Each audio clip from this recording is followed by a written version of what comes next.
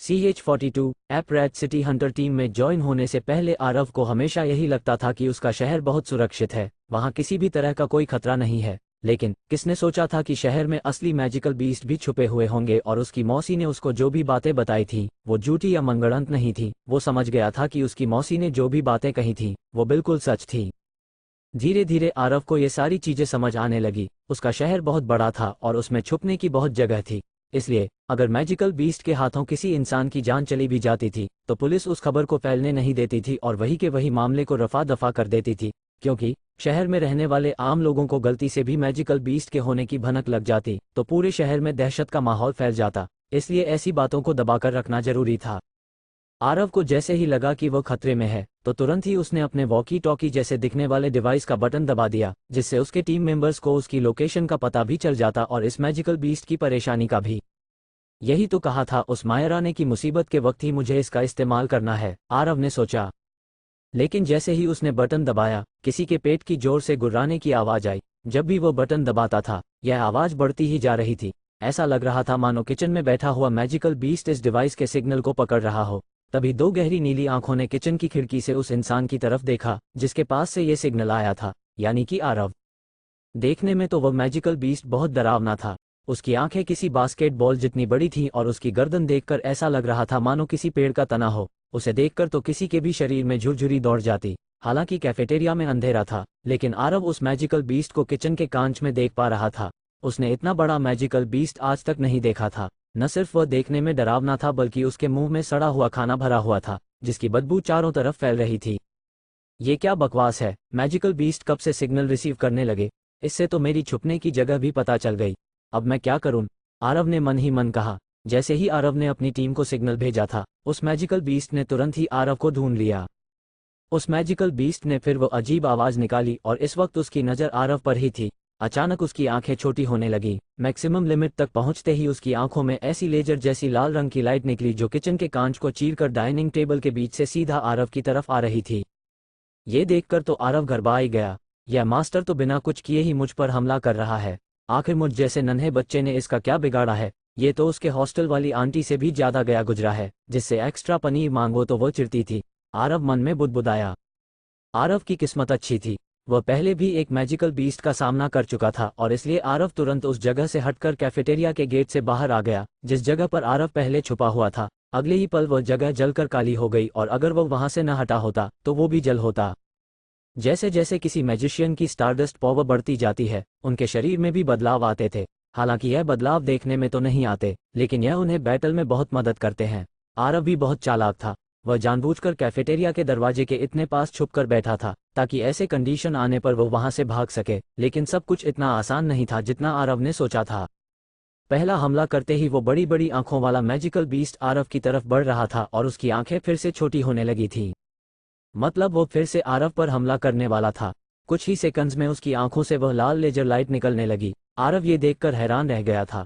यह magical beast इतनी जल्दी जल्दी हमला कर रहा है, मैं इससे भाग तो नहीं पाऊंगा, मुझे कुछ और सोचना होगा। आरव अब अपनी डिफेंसिव मैजिकल शील्ड पर फोकस करके उसे एक्टिवेट करने की कोशिश कर रहा था ताकि वो उस खूंखार मॉन्स्टर के हमले से बच सके।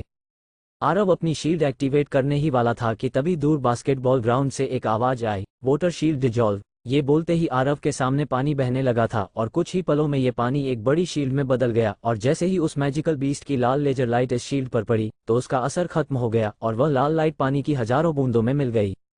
ये देखते ही आरव ने अपने शील्ड का एक्टिवेशन रोक दिया और जब वो पीछे मुड़ा तो वॉटर मैजिशियन रिया उसे एक बड़ी सी स्माइल दे रही थी। रिया, आज तुमने मुझे बचा लिया, नहीं तो मैं राख बन चुका होता, आरव ने कहा। अरेंद्र, पीछे हटो, मैं देखता हूँ इसे, कैप्टन विक्रांत ने चिल्लाते हुए कहा। वो और वेदांत दोनों एक साथ आ रहे थे और वो दोनों चलकर नहीं आ रहे थे, बल्कि वो एक जगह पर खड़े थे और जमीन खुद चल रही थी जैसे वो किसी फ्लैट एस्केलेटर पर खड़े हों। आरव को पता था कि यह अर्थ एलिमेंट का प्राइमरी स्पेल अर्थ रिपल है। अर्थ रिपल एक मूवमेंट स्पेल भी था। ये जमीन के सरफेस को कंट्रोल कर सकता था जिससे मूवमेंट स्पीड बढ़ाई जा सकती थी। विक्रम भी ये कर सकता था, लेकिन अभी वो इस चीज में वेदांत जितना एक्सपर्ट नहीं था। स्विफ्ट स्टार वोल्फ के सामने विक्रम ने अपने इसी अर्थ रिपल से विराट की जान बचाई थी। कैप्टन विक्रांत और वेदांत दोनों अब आरव के पास आ चुके थे। यह एक विशालकाय आंखों वाला है। ये ज्यादातर जमीन के नीचे रहना पसंद करते हैं, इसलिए ये जमीन खोदने में एक्सपर्ट होते हैं। शहर के नीचे जो बड़ी बड़ी नालियां बनी हुई हैं उनमें इन्हें रहना बहुत अच्छा लगता है।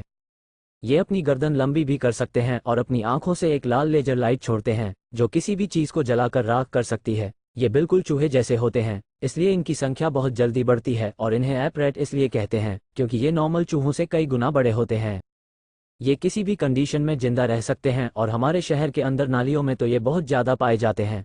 वैसे तो ये नालियों का कचरा ही खाते हैं, लेकिन अगर इनकी भूख एक हद से ज़्यादा बढ़ जाए तो ये इतने खतरनाक होते हैं कि इंसानों को भी खा सके और इसलिए इन्हें इतना खूंखार और डरावना माना जाता है। इतना ही नहीं, बल्कि इनकी स्पीड भी बहुत ज़्यादा होती है और यह महज 2 या 3 सेकंड में भी हमला करने में माहिर होते हैं। मायरा ने पूरी टीम को इस खतरनाक मैजिकल बीस्ट की पूरी हिस्ट्री और जियोग्राफी बता दी थी। मायरा आरव को किसी टीचर से कम नहीं लग रही थी। इस मैजिकल बीस्ट के बारे में तो उसके टीचर्स ने भी उसे इतना नहीं बताया था जितना मायरा ने कुछ ही पलों में बता दिया था। विशालकाय आंखों वाला बीस्ट, आरव की मैजिकल बीस्ट क्लासेस में इस बीस्ट के बारे में कई बार डिस्कशन हुआ था, इसलिए आरव को पहले से ही पता था कि ये बीस्ट जमीन खोदने में एक्सपर्ट था और किसी भी कंडीशन में रह सकता था। लेकिन साथ ही साथ आरव को ये भी पता था कि ऐसा मैजिकल बीस्ट मैजिशियंस का सामना करने से बहुत डरता था, लेकिन ये तो एक साथ इतने सारे मैजिशियंस का सामना कर रहा था। फिर उसे मायरा की बात याद आई कि जब भी इसकी भूख एक हद से ज़्यादा पार हो जाती है तो ये किसी पागल जंगली जानवर की तरह बन जाता है, यहाँ तक कि इंसानों को भी खा सकता है।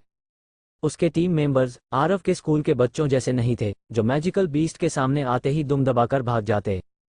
Captain Vikrant, vice captain Myra, Riya, Vedant, Ritvik, ये सब लोग एक्सपर्ट बैटल मैजिशियंस थे और मैजिकल बीस्ट का सामना करना इन्हें बखूबी आता था। ये उनका रोज का काम था। आखिर वो लोग कई सालों से यही काम कर रहे थे। सारे टीम मेंबर्स चारों तरफ फैल गए और ऐसी पोजीशंस पर खड़े थे जहां वो एक दूसरे की मदद कर सके और अगर खतरा लगे तो वहां से भाग भी सके। वो अब इस खूंखार मैजिकल बीस्ट पर हमला करने के लिए तैयार थे।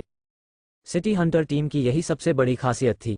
वो लोग साथ मिलकर काम करना जानते थे। उन्हें एक दूसरे की ताकत और कमजोरियां बहुत अच्छे से मालूम थीं, इसलिए वो एक साथ एक टीम बनकर किसी का भी आसानी से सामना कर लेते थे। आरव, जो टीम में आज नया आया था, वो सारे टीम मेंबर्स के पीछे खड़ा हुआ था। किसी ने उसे बताया ही नहीं कि उसे क्या करना है। असल में उन्हें इतना वक्त ही नहीं मिला कि वो उसे कोई कमांड दे सके, इसलिए वहां खड़े रहकर आरव को थोड़ा अजीब लग रहा था, लेकिन इतना भी बेवकूफ़ नहीं था और जैसे जैसे टीम के लोग आगे बढ़ रहे थे वो भी उनके साथ साथ आगे बढ़ रहा था। लेकिन उसे गुस्सा आ रहा था कि वेदांत बाकी टीम मेंबर्स की तरह उस पर भी अर्थ रिपल का इस्तेमाल क्यों नहीं करता। इसके कारण उसे उन सब के साथ चलने के लिए भागना पड़ रहा था। तभी उन्हें ऐप रैट के गुड़गुड़ाते हुए पेट की आवाज़ आई। ये विशालकाय आंखों वाला ऐप रैट खतरनाक था और अभी तो ये बहुत ज़्यादा भूखा भी था, इसलिए इतने सारे मैजिशियंस को भी देखकर वो नहीं भाग रहा था। वो इतना भूखा था कि इंसानों को भी खा सकता था और अब उसकी नज़र थी उसके पास खड़े विंड मैजिशियन ऋत्विक पर और वो उसको अपना डिनर बनाने के लिए पूरी तैयारी में था।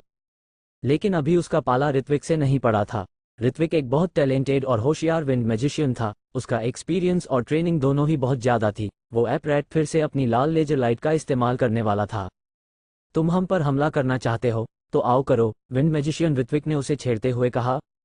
आरव को देखने से तो नहीं लग रहा था कि ऋत्विक अपना स्टार पद बनाने के लिए फोकस कर रहा है, लेकिन फिर भी उसके शरीर के चारों तरफ एक आसमान जैसा नीला स्टार पाथ आ गया था। जब तक वो लाल लेजर लाइट ऋत्विक तक पहुंचती वो वहां से 5 मीटर दूर जा चुका होता और उसकी जगह पर धूल उड़ रही होती। आरव ने कभी नहीं सोचा था कि कोई इतनी जल्दी भी विंड ट्रैक का इस्तेमाल कर सकता है और इतना हैंडसम भी लग सकता है। उसने सोचा अगर यहाँ उसके स्कूल की लड़कियां होती तो ऋत्विक को देखकर वो सभी पागल ही हो जाती। ऋत्विक न सिर्फ एक अच्छा विंड मैजिशियन था, बल्कि दिखने में भी बिल्कुल किसी एक्शन फिल्म के हीरो जैसा लगता था। एकदम हैंडसम, बड़े बड़े डोले शोले, 6 पैक एब्स और एक क्यूट सी स्माइल। ये कॉम्बिनेशन तो किसी भी लड़की को उसके लिए पागल कर सकता था।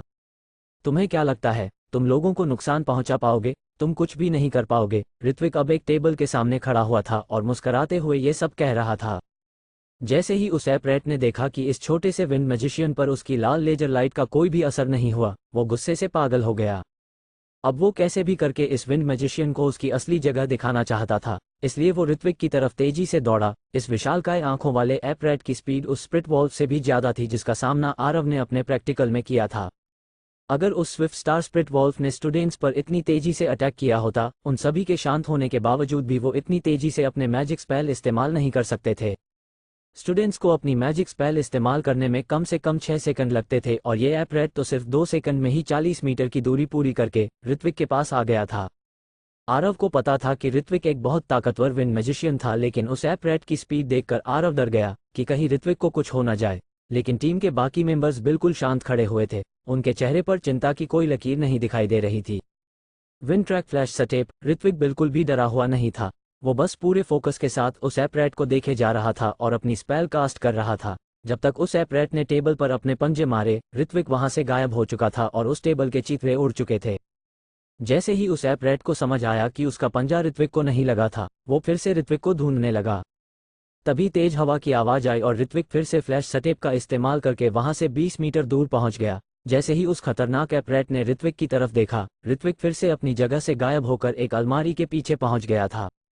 देखते ही देखते उस एपरेट की लाल लेजर लाइट भी उस अलमारी तक पहुंच गई, जिसके पीछे ऋत्विक छुपा हुआ था। उस अलमारी में एक बड़ा सा छेद हो गया और वो पूरी तरह से काली पड़ गई थी। Win track flash steps, Aarav ये देखकर एकदम हैरान रह गया था। उसके स्कूल में स्टूडेंट्स अभी सिर्फ विन ट्रैक का फर्स्ट लेवल सेफ ट्रेवल ही इस्तेमाल कर पाते थे और इसके लिए उन्हें एक विन टनल बनानी पड़ती थी। हालांकि वो तेज तो होते थे, लेकिन ऋत्विक के फ्लैश सटेप जितना नहीं। अगर आरव के दोस्त लकी को फ्लैश सटेप इस्तेमाल करना आता, तो वो दोनों मिलकर स्प्रिट वॉल्फ को गुफा में अच्छा मजा चखा सकते थे और साथ ही साथ लकी घायल भी नहीं होता। हालांकि फ्लैश सटेप भी विन ट्रैक का एक प्राइमरी रैंक स्किल ही था, लेकिन इसका असर बिल्कुल अलग था। वो विशालकाय आंखों वाला तो स्विफ्ट स्टार वॉल्फ से भी कई गुना तेज था, लेकिन वो फिर भी ऋत्विक की स्पीड को मैच नहीं कर पा रहा था। आरव ने बिल्कुल सही सोचा था। स्कूल में जो कुछ भी सिखाया जाता है वो सिर्फ थ्योरेटिकल होता है, लेकिन दिन रात ऐसी जगह रहना और अलग अलग किस्म के मैजिकल बीस्ट का सामना करना, वो भी इतने एक्सपीरियंस और ट्रेंड हंटर्स के साथ, ये एक स्टूडेंट के लिए सबसे अच्छी और सच्ची ट्रेनिंग थी। मेरा सिटी हंटर ग्रुप को ज्वाइन करने का फैसला एकदम सही साबित हुआ। मैं मैजिक को अच्छी तरह इस्तेमाल करना तभी सीख पाऊंगा जब इन हंटर मैजिशियंस के साथ रहूंगा और मैजिकल बीस्ट का सामना करूंगा, नहीं तो मुझे भी बाकी स्कूल के बच्चों की तरह ही मैजिकल बीस्ट के सामने आने पर अपनी दुम दबाकर भागना पड़ेगा, आरव ने मन ही मन सोचा। ऐसा नहीं था कि आरव को अपने स्कूल में पढ़ने वाले बच्चे पसंद नहीं थे, लेकिन स्विफ्ट स्टार वॉल्फ का सामना करने के बाद आरव को कई सारी चीजें समझ आ गई थीं और अब वो सिर्फ अपनी ताकत और एक्सपीरियंस को बढ़ाना चाहता था। वैसे भी क्लास में बैठकर एग्जाम्स देना, अच्छे ग्रेड्स लाना, टारगेट शूटिंग की प्रैक्टिस करना, इन सब से कुछ नहीं होने वाला था।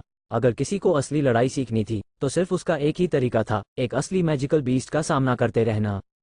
ये लो, अब मेरे फायर फ्लेम्स का मजा चखो। आरव ये सब सोच ही रहा था कि उसे कैप्टन विक्रांत की आवाज आई और जब उसने कैप्टन की तरफ देखा, तो उनके हाथों में 2 फायर बॉलर्स जलती हुई देखी जा सकती थी, जिनकी फ्लेम्स बढ़ते ही जा रही थी। हे गाइज, मेरे चैप्टर को लाइक करना मत भूलना। आपका एक लाइक मुझे और भी इंटरेस्टिंग और जल्दी लिखने के लिए मोटिवेट करता है। आपके सपोर्ट के बिना यह संभव नहीं है। धन्यवाद। स्माइल।